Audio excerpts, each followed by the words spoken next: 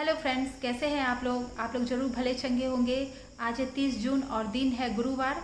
कल मैंने जामुन का जैम बनाया। जो हमारे जामुन आए थे उसे मैंने फ्रीज़ में रख दिया था, तो कल मैंने उसका जैम बनाया है। उसके क्लिप है मेरे पास, उसे आपके साथ शेयर करती हूँ। जैम इतना टेस्टी बना ना कि आप कभी इसे ज़रूर बनाइएगा। यह इतना टेस्टी होता है ना कि आप बाहर का बाज़ार का जैम खाना भूल जाएंगे। एक बार आप इसे ज़रूर बनाइएगा। मैं कह रही हूँ पर्सनली कि आप एक बार ज़रूर बना के देखिएगा। बहुत ही टेस्टी होता है और हेल्दी तो होता ही है। जामुन में भरपूर मात्रा में बी कॉम्प्लेक्स होता है, तो जामुन खाना चाहिए और उसका जैम बना के रख लीजिए, तो आपको सालों भर जामुन के गुण मिलते रहेंगे। तो हम देखते हैं। हेलो फ्रेंड्स, आज हम बनाने वाले हैं जामुन के जैम। यह बेहद स्वादिष्ट होते हैं। यह आसान है बनाना और इसे बनाने में ज़्यादा सामग्री की ज़रूरत नहीं पड़ती है। एक बार आप इसे बना लीजिए और यह साल भर आराम से चलेंगे। तो हम बनाना स्टार्ट करते हैं। इसे बनाने के लिए हमने यहाँ 2 किलो के करीब जामुन लिए हैं। हमने जामुन को अच्छी तरह से धो लिया है, इसे हवा में सुखा लिया है। अब हम इसे मैश करने वाले हैं, तो हम यहाँ इसे हाथों से मसलकर इसके बीज को निकाल लेंगे। हमारे जामुन अच्छे घुले हुए हैं, तो ये हाथों से मसले जा सकते हैं। कुछ जामुन सख्त होते हैं, पके हुए तो होते हैं, पर उसे हाथों से नहीं मसल सकते हैं। तो उसके पल्प निकालने के लिए हम उसके पल्प को चाकू से काटेंगे और उसके बीज को अलग हटा देंगे। इसमें बीज की ज़रूरत नहीं होती है। जामुन के बीज फ़ायदेमंद होते हैं, तो इसका हम पाउडर बना के रख सकते हैं। इसका हम फेस मास्क में इस्तेमाल कर सकते हैं, या फिर डायबिटीज़ के जो मरीज़ होते हैं वह इसके पाउडर का सेवन करते हैं। हमने हाथों से मसल के इसे अच्छे से मैश कर लिया है, जिससे इसके सारे बीज अलग हो चुके हैं पल्प से पूरी तरह। अब हम एक एक बीज को चुन कर इसे हटा लेंगे, इससे अलग कर लेंगे। अब जो ये हमारे पल्प है, इसे हम अच्छी तरह से ब्लेंडर जार में ब्लेंड करेंगे, जिससे अच्छा स्मूथ पेस्ट इसका बनकर तैयार हो जाए। तो यहाँ हमारे इतने सारे पल्प है, इस ब्लेंडर जार में एक बार ब्लेंड नहीं हो सकता है, तो आधा आधा करके हम इसे ब्लेंड करेंगे। और यह अच्छी तरह से ब्लेंड हो चुका है, बिल्कुल स्मूथ पेस्ट तैयार हुआ है। तो इसे हम एक बर्तन में निकाल लेते हैं और जो बाकी पल्प बचे हुए हैं उसे भी हम ब्लेंड कर लेते हैं। तो हमारे सारे पल्प ब्लेंड हो चुके हैं। अब हम इसे छानेंगे। छानने के लिए हमने यहाँ एक छन्नी ली है। यह मैदा चालने वाली छन्नी है, इसी से हम छानेंगे ताकि हमारे पल्प में जो थोड़े बहुत रेसे हों वह निकल जाए, बिल्कुल इसका स्मूथ पेस्ट हमें मिले। इसमें हम थोड़ा थोड़ा पेस्ट डाल के हाथों से चला के या किसी कलछुल से चला के इसे हम छानेंगे। एक बार में ज़्यादा नहीं डालेंगे, नहीं तो नहीं छन सकेगा। तो हम थोड़ा थोड़ा करके इसी तरह से चला के इसे छान लेंगे। तो यहाँ इतने सारे लेफ़्ट ओवर निकल आए हैं, इसका हमें यूज़ नहीं करना है। और इसी तरह करके थोड़ा थोड़ा छन्नी में डालकर हम सारे पल्प को छान लेंगे। जो पल्प छन के निकले हैं उसे हम चूल्हा पे चढ़ा देते हैं। अभी हमारा फ्लेम हाई है, इसे उबलने तक हम हाई फ्लेम रखेंगे और इसे चलाते रहेंगे। बीच बीच में इसे हमें चलाते रहना है और अगल बगल जो सटते जाएंगे उसे भी हटाते रहना है, नहीं तो यह सट के जलने लगेंगे। तो हमें बीच बीच में चलाते रहना है, अगल बगल वाले को भी हटाते रहना है।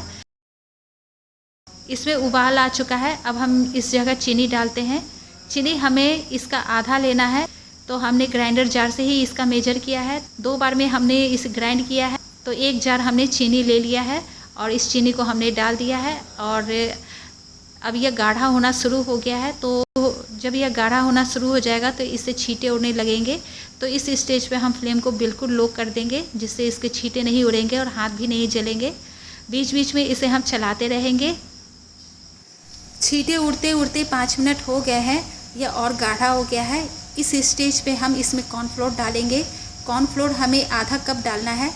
हम 1/4 कप का मेजरिंग कप लिए हैं, इसमें हमने 1/4 कप कॉर्नफ्लोर डाला है और उतना ही पानी में इसे हमने घोला है। ठंडे पानी में हम इसे घोल रहे हैं। अब हम चूल्हे को बंद कर देंगे और इस घोल को हम डाल देंगे। जो हमारा मिश्रण पक रहा है उसमें हम डाल के इसे मिलाएंगे। धीरे धीरे डालेंगे और लगातार इसे हमें चलाना है। हमने 1/4 कप का घोल बनाया था और यहाँ 1/4 कप का हम घोल और बना रहे हैं, तो हमारा आधा कप कॉर्नफ्लोर हो गया है। इस घोल को भी हम इस मिश्रण में मिला देते हैं। साथ ही यहाँ हमने 2 नींबू लिए हैं, बड़े साइज का नींबू है। इसका हम रस निकाल लेंगे और इस रस को हम इसमें मिला देंगे। अगर नींबू का रस ना हो तो हम साइट्रिक एसिड डाल सकते हैं। जो मार्केट में सूखे साइट्रिक एसिड होते हैं उसका हम 1 चम्मच उपयोग यहाँ कर सकते हैं। इससे हमारा जैम ख़राब नहीं होता है, लंबे समय तक चलता है। इन सभी को अच्छी तरह से मिला लेने के बाद चूल्हे को हम फिर से ऑन करते हैं और इसे हम और पकाएंगे। इसे हम थिक करेंगे, जैसे टमाटो सॉस थिक होते हैं उससे भी ज़्यादा हमें इसे थिक करना है। हमें इसे इतना पकाना है कि यह लगे कि अब जलने लगेगा। यहाँ हम देख रहे हैं इसे धुआं सा उठने लगा है, अब लग रहा है कि यह जल सकता है। तो इस स्टेज पे चूल्हे को हम तुरंत बंद कर देंगे और इसे चूल्हे से नीचे उतार देंगे। इसे हम ठंडा होने के लिए छोड़ेंगे। जब करीब यह आधा ठंडा हो जाएगा तब हम इसे एक बॉटल में भरेंगे। बॉटल जो हमारा होगा वह साफ़ होना चाहिए, सूखा होना चाहिए, उसमें पानी का अंश नहीं होना चाहिए। वह कांच या प्लास्टिक हो तो अच्छा है, मेटल में नहीं रखेंगे, नहीं तो मेटल ख़राब हो सकता है। तो यहाँ हमने कांच की बॉटल ली है, इसमें हम इसे डाल देते हैं। इसे बनते बनते 1.5 घंटे हो गए और हमारा जैम बनकर तैयार हो गया। इसे फ्रीज में रखेंगे तो यह लंबे समय तक चलेंगे, फ्रीज के बाहर भी रख सकते हैं। तो हमारा हेल्दी स्वादिष्ट जैम बनकर तैयार हो गया है। जामुन के जैम बहुत ही स्वादिष्ट होते हैं, आप कभी बनाकर देखिएगा। इस रेसिपी को रेसिपी वाले चैनल पर अपलोड कर दिया है, आप वहां से भी इसे देख सकते हैं। कल यहाँ झमाझम बारिश हुई है और करीब 1.5 घंटे तक लगातार बारिश होती रही, तेज़ बारिश होती रही। तो ऐसे में मौसम एक बिल्कुल बदल गया। जब मौसम बदलता है तो मिजाज भी बदल जाता है। ऐसे में मीत को मन हो गया कि मैगी खाने का। दोपहर के 1 बज रहे हैं और तो गर्मा गर्म मैगी बना रही हूँ। और जब उसके लिए मैगी बनाती हूँ तो उसमें चीज़ भी ऊपर से ग्रेट करके डाल देती हूँ, उसे ऐसा वाला ही मैगी पसंद आता है। तो यहाँ सूपी मैगी बनकर तैयार हो गया है और साथ में मेरा खाना भी चढ़ा हुआ है और खाना भी बन रहा है।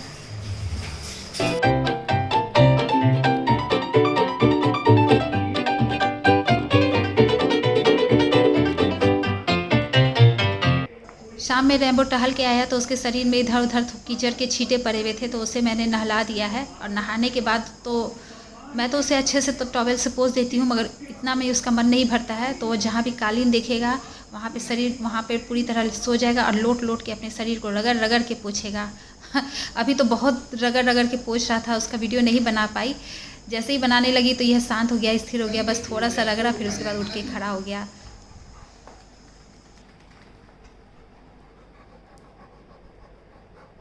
और आज इस शूज़ को बाय बाय कह रही हूँ। आप लोग सोच रहे होंगे कि गर्मी में भी मैं शूज़ पहनती हूँ, वो इसलिए कि मैं सुबह में पहनती हूँ। जब मुझे झाड़ू पोछा करना होता है तो मैं शूज़ उस समय पैर में डाल लेती हूँ, इससे मैं दौड़ दौड़ के पोछा लगा पाती हूँ। ये जो दोपहर में बारिश हुई थी ना, उसी का यह क्लिप है। और यहाँ 2 दिन से बारिश हो रही है, उसके बाद हमारे गमले में इतने सारे अड़हुल के फूल खिलने लगे हैं। जब मैं पानी देती थी तो इतने फूल नहीं खिलते थे, जब भगवान जी पानी दे रहे हैं तो बहुत सारे फूल खिलने शुरू हो गए हैं।